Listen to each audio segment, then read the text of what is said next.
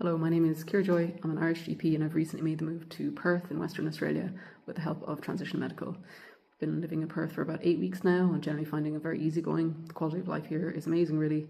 There's great food, great weather, and lots to do with small kids. There's no shortage of creche places, which is a nice change from Ireland. Professionally, there's a lot of opportunities here, and this isn't a permanent move for me, so I'm taking the time to upskill in a few areas. There's a very higher incidence of skin cancer here, so I'm taking the time to learn dermoscopy, and hopefully I'll branch into a bit of minor surgery down the line as well. In terms of my typical working day, I'm working 3 days a week, 8 a.m. till 4 p.m. I do a 4-hour morning session, a 3-hour afternoon session, and just have an hour off in between. One of the biggest differences between Ireland and Australia in terms of GP work is I find that I'm generally able to manage paperwork and results within the session times by either booking in a phone call, which you can bill Medicare for, or seeing a patient back face to face. So that removes the need for you to be in early before sessions or after sessions, fighting through paperwork and sorting results, which generally makes it a less intense day.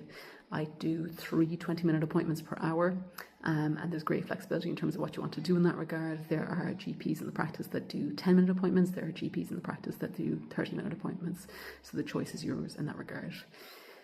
There's a few differences, I suppose, between working as a GP in Ireland and Australia. One of the biggest differences is that here in Australia you are a sole trader or you are self-employed, and there's pros and cons to that. I mean, one of the cons would be that you wouldn't be eligible for sick pay, for example, and you need to manage your own private superannuation.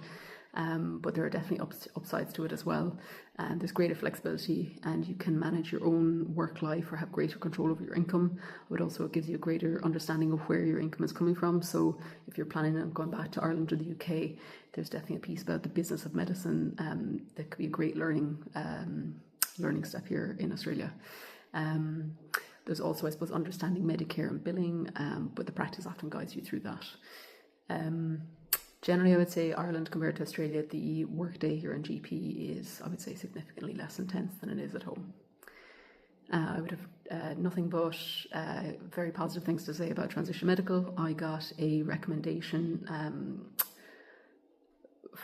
from a GP that had just moved out shortly before myself, and that proved to be a great recommendation because I found them very personalised and a very warm surface, and they work very closely with you all the way along.